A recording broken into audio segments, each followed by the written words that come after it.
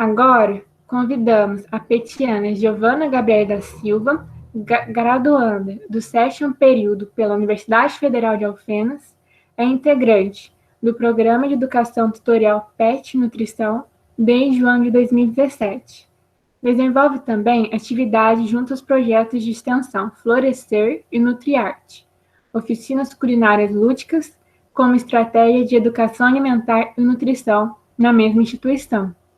Atualmente está envolvida com pesquisas científicas no Laboratório de Fisiologia Translacional da Unifal Minas Gerais, na área de agrotóxicos, desordens metabólicas, ensaio biológico e programação perinatal. Faz parte do Centro Acadêmico de Nutrição, do curso de Nutrição Herbert Souza e da Liga Acadêmica de Medicina do Exercício e do Esporte da Universidade Federal de Alfenas, Lame Unifal, a apresentar a sua palestra sobre o tema Nutrição e Fertilidade. Então, com vocês, a apresentação da Giovana Gabriele. Obrigada, pessoal. Então, como a Isadora já me apresentou, meu nome é Giovana e é com muita satisfação que eu venho apresentar para vocês nessa noite esse tema de nutrição e fertilidade, que é um tema, assim, que eu sou apaixonada, é um tema recente, né? Dado, assim, na ciência da nutrição, ele está sendo implementado aí mais atualmente, e eu espero poder pincelar um pouquinho sobre essa temática para vocês. Então, agradeço primeiramente ao PET Nutrição pela oportunidade e agradeço desde já pela atenção. Então, para iniciar, eu gostaria de conceituar primeiramente o que é a infertilidade. A infertilidade é a dificuldade de um casal obter gravidez no período de 1 ano, tendo relações sexuais sem o uso de nenhuma forma de anticoncepção, ou no período de 6 meses, se a mulher tiver mais de 35 anos. Então, atualmente, por diversos fatores, nós temos visto que os casais eles têm optado por ter filhos mais tardiamente, e, infelizmente, as mulheres, elas passam por um processo que é o envelhecimento ovariano. Então, principalmente se for a partir dos 35 anos de idade, acaba comprometendo um pouco a questão da fertilidade feminina, e por isso, a partir desse período de 6 meses, já é considerada infertilidade, ao passo que anteriormente aos 35 anos, é considerado aí num período de 1 ano de tentativa. Então, para iniciar, eu trago as consequências da infertilidade, visto que ela traz consigo diversas consequências, como os prejuízos psicológicos e mentais, prejuízos físicos, prejuízos espirituais e também prejuízos médicos. Entre todos os casos de infertilidade, nós temos a infertilidade feminina como a mais prevalente, dado que esse estudo publicado em 2020, ele trouxe que em 37% dos casais inférteis, a infertilidade feminina ela foi a causa em 35% desses casais. Então, dada essa prevalência aumentada da infertilidade feminina, eu vou iniciar conversando com vocês um pouquinho sobre ela. Então, quais são as principais causas da infertilidade feminina? Nós temos como a principal causa os distúrbios ovulatórios, ocupando aí 25%, seguido da endometriose, com 15%, seguido das lesões pélvicas, bloqueio tubário, outras anormalidades tubárias e uterinas, e, por fim, a questão da hiperprolactinemia. E com relação aos distúrbios ovulatórios, que são as principais causas, nós temos muito frequentemente os quadros de oligoovulação ou anovulação, que é quando a mulher ela não ovula ou quando ela ovula pouco. E isso resulta em infertilidade, porque nenhum ócito ele será liberado mensalmente. E na ausência de um ócito, não há oportunidade para a fertilização e para a gravidez. Então, com relação a esses distúrbios ovulatórios, os estudos recentes, como esse publicado no final do ano passado, no The Feasible Journal, ele fala sobre a sinalização da insulina periovulatória ser essencial para a ovulação, para a diferenciação das células granulosas e para a fertilidade feminina. Então, a gente viu que é muito importante, né? Tem que ocorrer essa ovulação, e para isso a insulina ela é essencial para que ocorra essa foliculogênese. Esse estudo publicado aí no ano de 2016, ele corrobora com os achados do estudo anterior, ao demonstrar um pouco da sinalização da insulina e também do transporte de glicose no ovário e na função ovariana durante o ciclo ovariano. E ele aponta que a glicose, além de seu papel de fornecer energia para a função celular, ela também pode apresentar funções de sinalização mediadas por insulina em células ovarianas, envolvendo aí o AMPK, que é a proteína quinase dependente de AMP, e ou a exosamina. Então, com isso, nós temos novas evidências que têm se apresentado na literatura na questão da amenorreia hipotalâmica, que é quando a mulher ela não menstrua e, com isso, ela não consegue ter seu período fértil. Essa amenorreia ela acontece de forma muito frequente em portadoras de anorexia ou em atletas de alto rendimento, e essa infertilidade nesses quadros, ela pode se dar pelo baixo consumo de carboidrato, não possibilitando aí a sinalização da insulina e o transporte de glicose nas células ovarianas, e não, ou não só, pelo baixo percentual de gordura corporal, que é como a gente justificava essa questão anteriormente.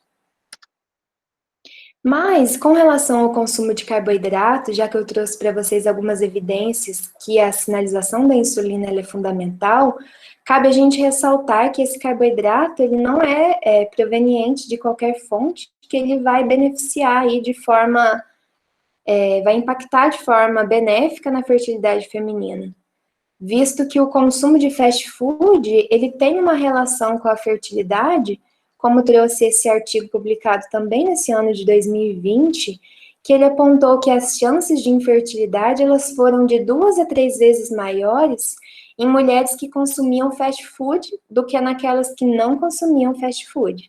Então, se esse carboidrato ele for proveniente aí de um consumo exacerbado de fast foods, ele não vai ter esses impactos positivos como eu apontei anteriormente.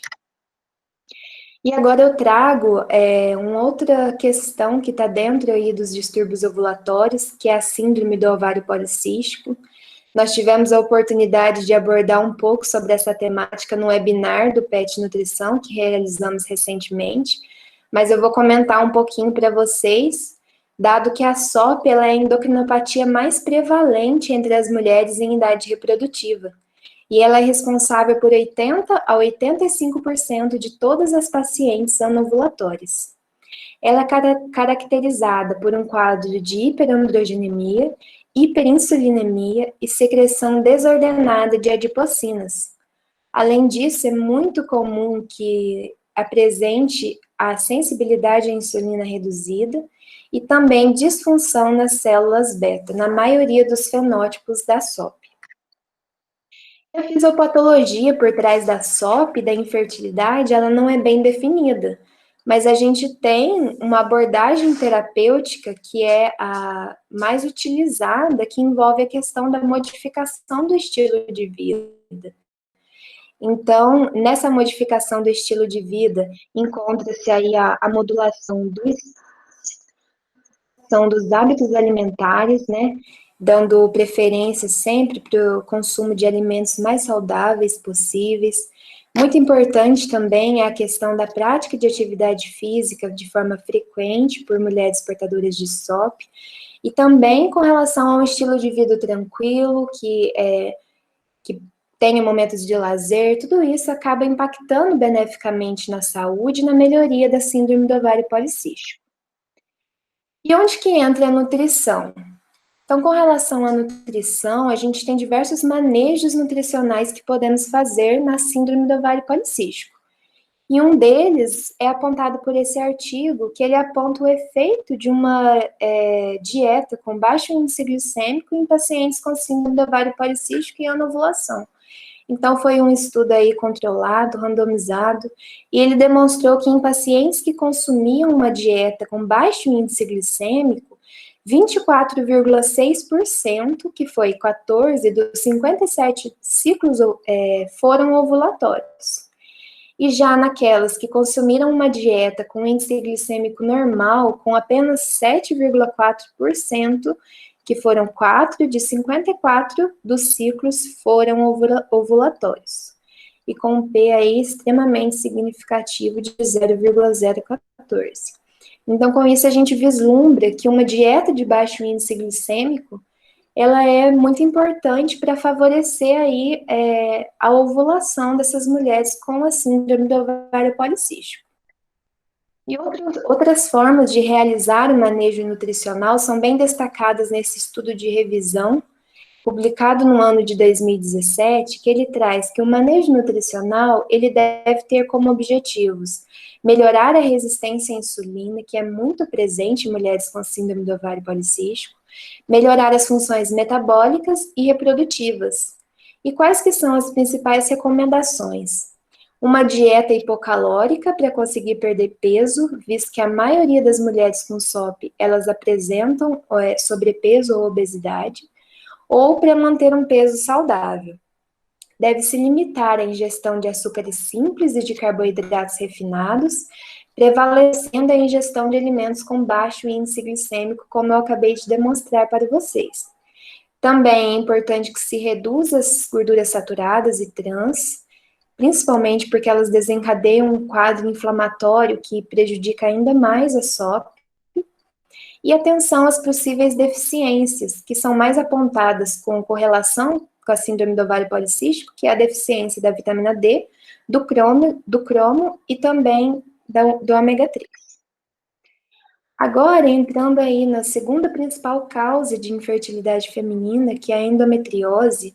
Para quem não conhece, a endometriose ela é definida como um tecido endometrial fora da cavidade uterina. Ela afeta de 10 a 15% das mulheres em idade reprodutiva, e das mulheres com endometriose, 40 a 50% terão infertilidade. Então, a prevalência aí das mulheres que terão infertilidade após apresentar o quadro de endometriose é muito alta. E essa doença, né, ela possui 4 estágios, com fisiopatologia diferente a depender desses estágios. Se a mulher apresentar o estágio 1 e 2, a fisiopatologia ela é mais associada à inflamação, que prejudica a função ovariana e tubária, resultando em formação folicular, fertilização e implantação defeituosa. Então, eu destaco aqui essa questão da inflamação, que a gente vai pensar muito nela quando se remeter ao manejo nutricional na endometriose. E o estágio 3 e 4, ele é mais associado com questões de aderências e ou massas pélvicas que distorcem a anatomia pélvica, e isso prejudicará a motilidade tubária, a liberação de ócitos e a motilidade do esperma. A etiologia da endometriose, ela ainda é desconhecida, assim como na síndrome do ovário policístico, né? Mas nós temos a dieta como um possível fator de risco para o seu desenvolvimento. E sendo assim, a gente tem que atuar de forma preventiva, dado que a dieta ela é um possível fator de risco. E dentre uma das formas de prevenirmos a endometriose, esse artigo publicado no ano de 2018, uma coorte prospectiva, ele trouxe um resultado muito interessante, que ele foi feito com 81.908 mulheres, então com uma população amostral muito grande, com uma idade entre 26 e 42 anos, e ele constatou que as que consumiam acima de 2 porções de carne vermelha por dia, elas tiveram um risco 56% maior para o desenvolvimento de endometriose, com um PAI extremamente significativo, em comparação com as que consumiram menos do que 1 porção por semana. Então, o consumo aí de carne vermelha de forma excessiva, né, mais do que 2 vezes por dia, ele pode ser aí um fator de risco que pode, juntamente com outras predisposições, estar acarretando a endometriose. E como que deve ser feito o manejo nutricional da endometriose? Então, a gente deve visualizar diversas questões e, com certeza, avaliar a individualidade da paciente, mas ter aí um destaque para a questão das vitaminas A, C e E, que são importantes, possuem importantes propriedades antioxidantes, assim como para a vitamina E e para os laticínios, que realizam uma regulação gênica e uma imunomodulação. Deve-se atentar para a questão da ômega 3, visto que ele é anti-inflamatório, né? E a gente viu que a endometriose ela tem uma inflamação comumente associada. Então, dá sempre atenção para a relação entre ômega 3 e ômega 6, dado que o ômega 6 ele é mais pró-inflamatório. Então, o ômega 3 é muito importante para estar combatendo aí essas citocinas, a síntese das citocinas inflamatórias e das prostaglandinas. Atenção aí para o consumo de carne e manteiga, visto que eu apontei, né, que a carne vermelha ela pode predispor ao desenvolvimento da endometriose. O chá verde, ele pode ter um papel interessante, visto que ele é antioxidante, né, além de outras funções, como antiangiogênico, e diminui aí as propriedades antimitóticas que são indesejadas. A questão das gorduras trans, elas aumentam os marcadores inflamatórios, então deve, na medida do possível, ser reduzida. A curcumina, que vários estudos da nutrição têm apontado a relação dela com diversos benefícios com a saúde, com a endometriose não é diferente, visto que ela é um excelente antioxidante, anti-inflamatório, diminui a proliferação celular, então ela diminui a questão aí das possíveis adesões pélvicas. A cafeína, os estudos eles são um pouco inconclusivos da relação da cafeína com a endometriose. No geral, eles apontam que ela induz uma anormal produção do SHBG e uma inibição da aromatase. Então, em alguns casos aí, dependendo do fator e de todos os hormônios que está desregulado na questão da endometriose, ela pode ser prejudicial. O óleo de oliva, né, o azeite de oliva, ele é muito interessante porque ele é um captador de radicais livres. A gente tem também outros papéis positivos do magnésio, dos vegetais verdes, das frutas, as fibras e cereais, visto que elas diminuem aí o pico insulinêmico, que pode levar a um aumento da proliferação das células endometriais. E os estudos com a soja, eles também são um pouco inconclusivos. Alguns dizem que a soja ela tem um papel benéfico, alguns dizem que ela é prejudicial, então depende muito aí da individualidade dos indivíduos e como se encontra os seus exames e os seus hormônios. Agora, trazendo para vocês um pouco da questão da microbiota intestinal, que está sendo aí o auge, né, de ser falado nesses últimos tempos, e ela tem uma relação com a saúde completa, e com a fertilidade isso é da mesma forma. A microbiota intestinal, ela regula os estrogênios circulantes, por meio da secreção de beta-glucuronidase, que é uma enzima que desconjuga os estrogênios em suas formas ativas. E quando esse processo ele é prejudicado pela disbiose intestinal, há uma redução dos estrogênios circulantes. Essa alteração ela pode contribuir para o desenvolvimento da obesidade, da síndrome metabólica, do câncer, da hiperplasia endometrial, da endometriose, da síndrome do ovário policístico e da infertilidade, que é tudo que a gente não quer que ocorra. Então, muita atenção aí para a questão da microbiota intestinal. Agora, eu gostaria de comentar com vocês um pouco sobre a questão da nutrição da fertilidade masculina, que apesar dela ser menos prevalente de acontecer os quadros de infertilidade por causas masculinas, também é muito importante a gente pensar não só na questão da infertilidade, mas também pensar aí para obter um embrião, né, de forma mais saudável, de forma mais adequada, é muito importante a gente considerar também o papel do homem nessa questão. Visto que às vezes a gente pensa só muito na mulher, né, e às vezes o casal não está conseguindo engravidar, culpa-se muito a questão da mulher, mas o homem também tem um papel aí de fundamental importância, principalmente para a qualidade desse embrião, visto que ele é responsável aí por 50% desse embrião a ser gerado. Então, para iniciar, eu trago esse artigo publicado na Tóxicos, no ano de 2017, que ele fez uma relação com a exposição a agrotóxicos e com a fertilidade masculina. Foi um estudo in vitro que demonstrou que mesmo uma baixa exposição in vitro ao agrotóxico Roundup, que é o agrotóxico mais utilizado em nosso país, gerou consequências nas mitocôndrias e na motilidade dos espermatozoides. Então, aqui eu trago como alerta, visto que o Brasil ele é o maior consumidor de agrotóxicos mundial, e isso pode estar impactando de forma bem negativa na fertilidade masculina. Esse outro estudo, ele trouxe um pouco dos papéis aí ambientais na reprodução masculina, o efeito do cádmio, na exposição do cádmio na reprodução e na função, na implicação na fertilidade. Então, o cádmio ele é um tipo de metal pesado, ele é considerado como um poluente ambiental e ele é conhecido como um desregulador endócrino. E o testículo, ele é particularmente suscetível ao cádmio, e a lesão testicular ela ocorre mesmo em baixos níveis de exposição. Então, esse foi um estudo de revisão que ele demonstrou aí que mesmo com uma exposição muito pequena ao cádmio, devido aí o testículo ser muito suscetível à sua exposição, acaba prejudicando e levando essa lesão testicular.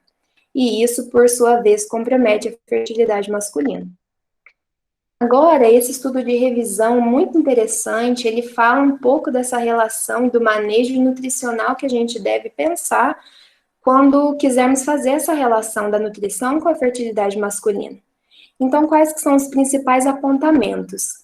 Que a alimentação saudável, rica em ômega 3, alguns antioxidantes como a vitamina E, vitamina C, o beta-caroteno, selênio, zinco e o licopeno, assim como outras vitaminas, a vitamina D e folato, e um baixo teor de ácidos graxos saturados e trans, eles foram inversamente associados com os parâmetros de baixa qualidade do sêmen.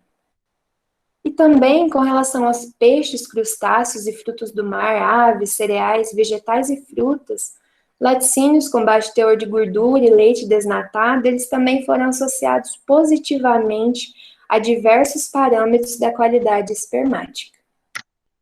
Em contrapartida, a gente tem a questão das dietas ricas em carnes processadas, alimentos à base de soja, laticínios integrais e laticínios totais, queijo, café, álcool, bebidas e doces adoçados com açúcar, que isso tem sido prejudicial à qualidade do sêmen. E no que diz respeito à fecundabilidade, o alto consumo de álcool, de cafeína, de carnes vermelhas e processadas influencia negativamente a chance de gravidez ou as taxas de fertilização de suas parceiras. Agora, para finalizar minha apresentação, eu gostaria de trazer um pouco da fertilidade para o contexto da saúde pública. Hoje em dia, nós temos visto que a insegurança alimentar ela tem aumentado nos últimos anos. E nesse contexto de pandemia que estamos vivendo, acredita-se que esse aumento da insegurança alimentar ele se acentuou de forma muito significativa. Então, as pessoas que não têm acesso ao alimento adequado, que é visto como um direito, que é o direito humano à alimentação adequada, elas estão mais propícias a sofrer os impactos da má alimentação e da falta de nutrientes essenciais, comprometendo o sucesso da fertilidade, dada a relevância que os hábitos alimentares e o acesso ao alimento exercem na fertilidade, na gestação e também no desenvolvimento infantil. Esse gráfico ele foi retirado na última pesquisa de orçamento familiar publicada aí, referente aos anos de 2017 e 2018, e ele nos mostra como a segurança alimentar ela teve uma queda nesses últimos anos, aí, com a comparação é feita desde o ano de 2004, e a insegurança alimentar, mesmo leve, moderada ou grave, ela aumentou. Então, assim, é delicada essa questão de como que a gente vai conversar, né, sobre a fertilidade, sobre a importância do ômega 3, sobre a importância do beta-caroteno e todos esses outros fatores que eu apontei para vocês, por exemplo, com essas pessoas que se encontram numa situação de insegurança alimentar grave.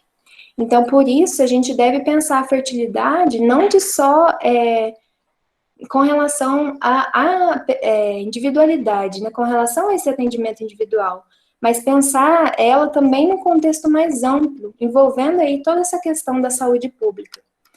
E com isso eu trago outros fatores que interferem indiretamente na fertilidade. Eu trouxe alguns artigos que confirmaram toda essa questão, como com relação às grandes empresas que são produtoras de fast food e ultraprocessados, Então, em diversos momentos eu apontei para vocês, né, que os fast foods, eles impactam negativamente os ultraprocessados, que são ricos em açúcares simples, ricos em gorduras saturadas, eles impactam negativamente tanto a fertilidade feminina quanto a masculina, a questão da produção excessiva de lixos, contaminantes e metais pesados, como bem nos mostrou aquele estudo que foi sobre o cádmio, a questão dos desmatamentos e queimadas que potencializam toda essa poluição, o uso abusivo de agrotóxicos, que, como eu já disse, o Brasil ele é o maior consumidor de agrotóxicos do mundo, e a questão da falta de incentivo de investimento na saúde pública, visto que o SUS ele é importantíssimo para nos trazer formas de promoção de saúde, para que a gente evite, né, que ocorra todas esses quadros de infertilidade por conta desses fatores. Então, eu concluo dizendo que a alimentação saudável e nutritiva é essencial para favorecer o sucesso com a fertilidade, tanto feminina quanto masculina, e a gente deve dar atenção aos cuidados com a microbiota intestinal das pacientes que buscam alcançar a gravidez, e também de todas as outras pessoas. Que o consumo excessivo de carne vermelha, de fast foods, a exposição aos agrotóxicos, aos metais pesados, o aumento da obesidade e do estresse, eles favorecem a infertilidade. E que o profissional nutricionista ele é um grande aliado para favorecer a fertilidade, bem como uma gestação saudável e o desenvolvimento infantil adequado. E também que o fato de defender o SUS, lutar pelos direitos sociais, apoiar a agroecologia, a sustentabilidade, favorecer a segurança alimentar e nutricional e o direito humano à alimentação adequada, também é contribuir para a fertilidade dos indivíduos. Como última frase aí, juntamente com essa imagem da abacatinha grávida, que a gente possa contribuir para a fertilidade dos indivíduos que almejam ter filhos. Então, o fato de ter filhos vai muito, né, de opinião de cada um, a gente deve respeitar toda essa questão, não é todo mundo que tem que ter, mas são muitos que almejam, e que a gente possa contribuir para esses que almejam.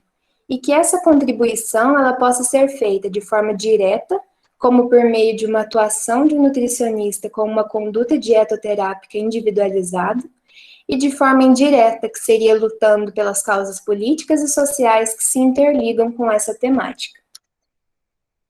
As referências bibliográficas que eu utilizei para essa apresentação. Eu agradeço muito pela atenção de todos vocês e trago a última frase aí do Esopo, que ninguém é tão grande que não possa aprender e nem tão pequeno que não possa ensinar. Esses são os meus e-mails para contato e, novamente, muito obrigada.